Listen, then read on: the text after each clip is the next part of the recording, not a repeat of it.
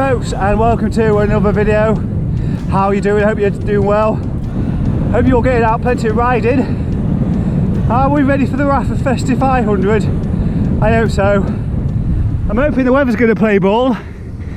Hopefully it'll be as good as this.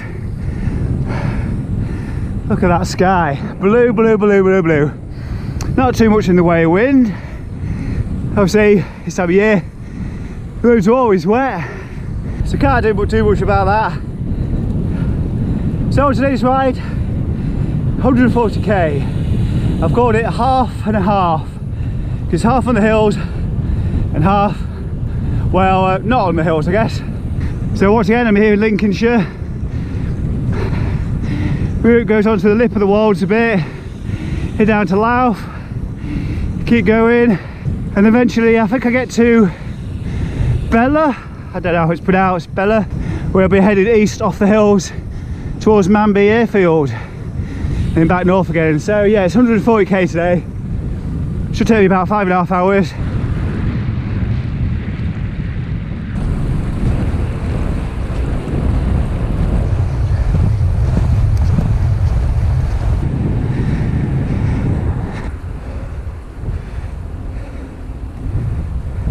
Heading towards the Wolds now.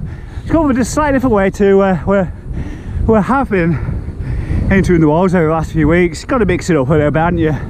So I've just left North Thoresby, crossroads behind me on the A16, I think it is. It was a great day yesterday for riding the bike, but I chose to take the day off. Just need to heal a little bit. Anybody who watched the last video will probably know that I came off a bike on a slippery level crossing, so left legs are a bit bruised, but otherwise okay. Even so, you want to go a little bit gentle for a while, don't you? I don't want it to lead to something else.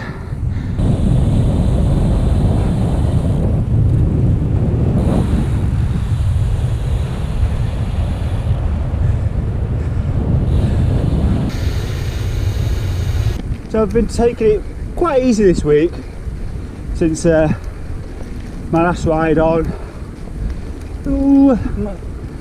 Sunday. I did a quick 50 kilometres ride with Chris Gellhorn, who you've seen on the channel a few times. We did a bit of a trip to Louth Tennis Club, which is open for takeaway only, so if you've been wondering whether it's open or not, it is Louth Tennis Club. Of course you're not allowed to sit down. Oh dear me. Still, nice bacon rolls, coffee. Today's route I quickly put together last night.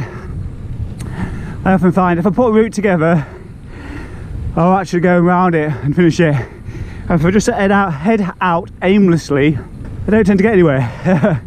I can turn back whenever I want, you know what I mean? But if I commit to route, I'm more likely to stay on it and finish it. That's always been my tactic over the years.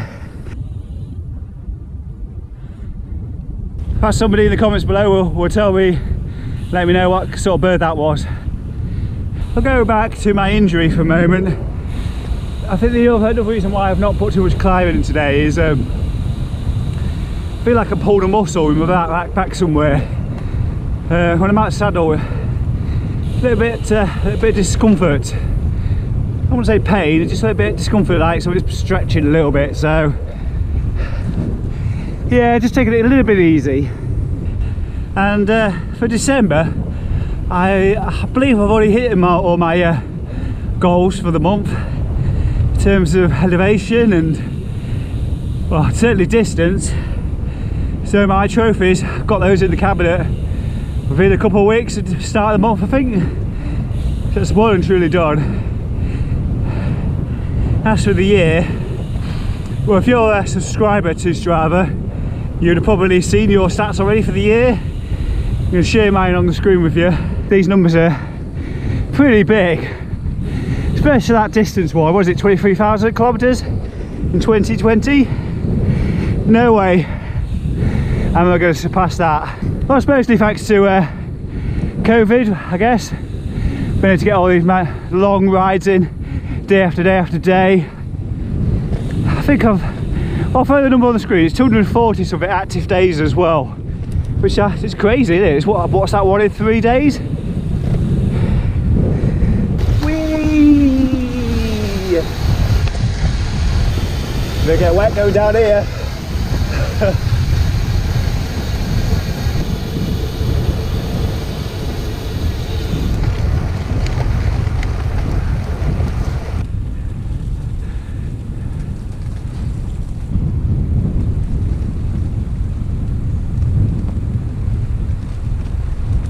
So let's begin talking about the, well, what this video is called. That new Strava premium feature, what is it? I think it's been around for maybe a week, 10 days now. I've not used it yet, I've been using Ride with GPS. I'm a convert. But there's a great new feature on Strava that you used to be able to only get through VeloViewer, like an overlay, that Chrome extension. And it's not those squares, it's your personal heat map. So, because we've had the global one since the previous update, we've now got a personal heat map as well. So, at some point next year, I'm going to start using that because, as you know, I've cycled loads of places in Lincolnshire, and one area I'd like to sort of say I've claimed every single road is the Lincolnshire Wilds. So, I'm going to take a good look around at some point in the new year, see where I haven't ridden, and see if I can get a big ride. Or it doesn't have to be necessarily big, just be windy, I guess. So many new roads I can take in and claim. Claim them. Yeah, so that's Strava's new feature that I wanted to tell you about in this video. Personal heat map.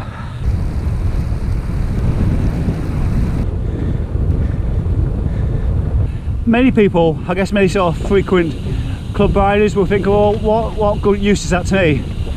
Strava made this particularly to try and get more people to ride in areas outside of the local area, because lots of people just do, I know plenty of people just do the same route every time they ride a bike. And the world's a big place, there's so much to see, there's loads of shortcuts and things like that. Go out there and explore. So anything Strava or anybody else can do to get people exploring different roads and enjoying the countryside, it can only be seen as a good thing.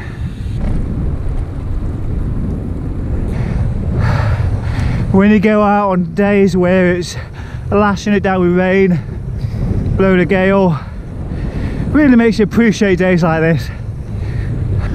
Although it's not cold, it's quite a typical winter day here in the UK. Stopped for a view here in Louth. There's the church thing over there. What a great view this is. Don't think I've ever stopped here for a view, but this is quite something. Quite a few months since I've been this way. In May it was, when I was doing the Conquer the Lincolnshire Wilds, that 450 plus ride. Was it 470? Can't remember, 450 I think. It doesn't seem, and it seems like, it doesn't seem that long ago. I was just thinking as I was grinding my way up the hill there, there's no tool on Strava, maybe it's a third party one, which shows the difference between elapsed time and ride time. The only way to do it is manually, isn't it? I don't think there's a faff-less extension lap for Strava.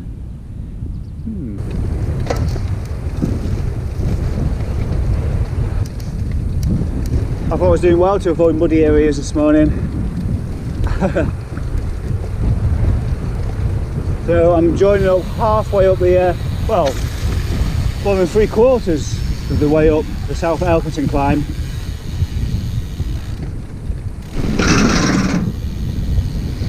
Back onto the Wolds.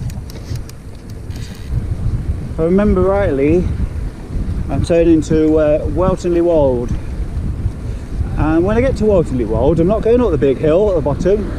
There's a left turning before you get to most of the houses in the village, and it takes you up to the same main road. I thought I'd go that way instead. Slowly does it. Luckily I've not had to climb the whole thing, because look, 10%.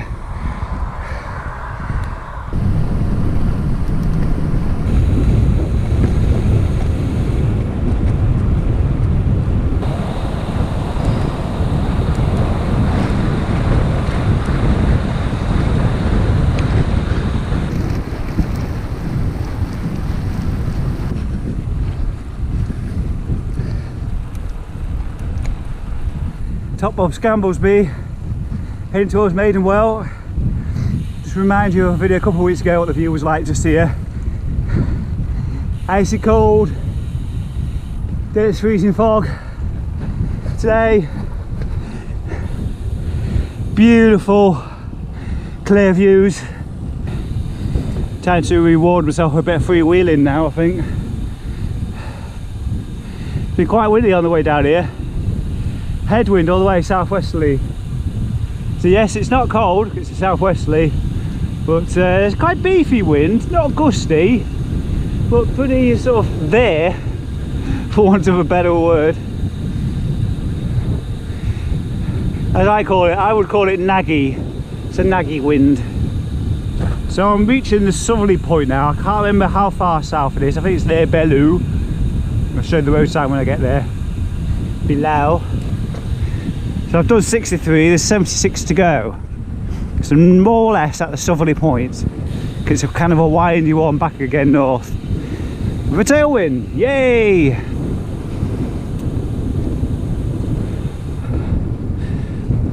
Look at those beautiful green fields as far as the eye can see. Lovely, peaceful, quiet roads once again. Do you know, I said I'd been done with the hills. I was wrong. I forgot I put the reverse Buckland climbing in. It's reversed because it's in the direction of Tetford. This one is perhaps the hardest direction.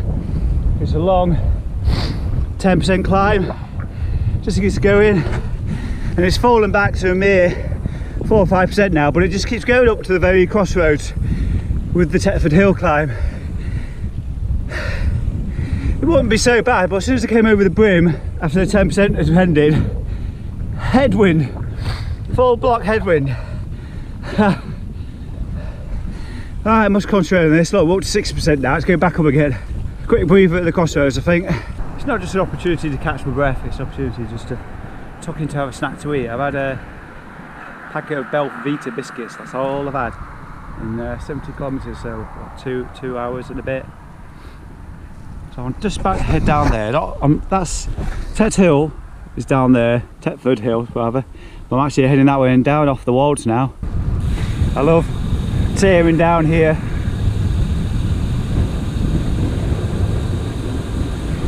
It pretty much means that when you're going down here, you've just gone up plenty of hills.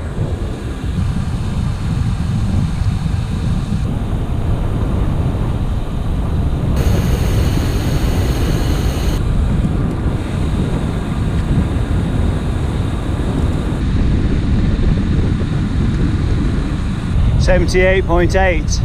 I know when I was checking out the elevation before I came out, I rolled the cursor along the elevation profile, and it's pretty much 80 kilometres where it came onto the flat, which this little village we're coming to now. There's the village sign. So how would you pronounce that? Bello? Reminds me of Disney, I don't know why. Bella, I'm thinking.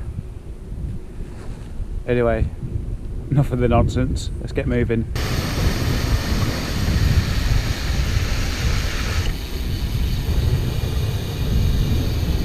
So it just rolls down towards the coast now. I can't remember if I put a skid book in this route or not. The ghostly church, ghostly ruined church. One day, one summery day, I might take a walk and have a look on foot. So about 27k to go. I'm just leaving Louth, going along Brackenbury Road, and I think I turn right off the usual route to head to Marsh Chapel onto the Sea Road, North Coats, around Tetney Lock. I think that's the way I'm going. So I've already worked out in my head which bit I'm not looking forward to. Heading west at Tetney Lock, it's that headwind. Because it's really wide open space alongside Tetney Lock, there's nowhere to hide. So I'm going to be heading through along here, and I think instead turn left at the T-junction to go towards Covenham, head towards Yarborough first, just to jazz it up a little bit, make it a bit more interesting.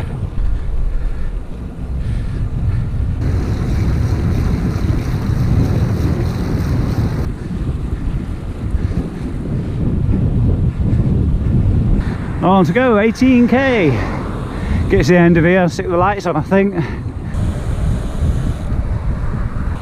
Well folks, what do you think of Strava's progress over the last, say, 12 months? And that feature I was talking about earlier, the personal heat map. What do you think to it? Are you going to make use of that in the new year? Or are you just not interested in that? Don't forget to put them comments down below. Let me know what your feelings are. And 2021, what do you think will happen to Strava over the course of the next 12 months? What big features would you like to see introduced? Let me know in the comments below as well. Just heading through North Coast now, Techney up next. I think I'm going to leave it here actually.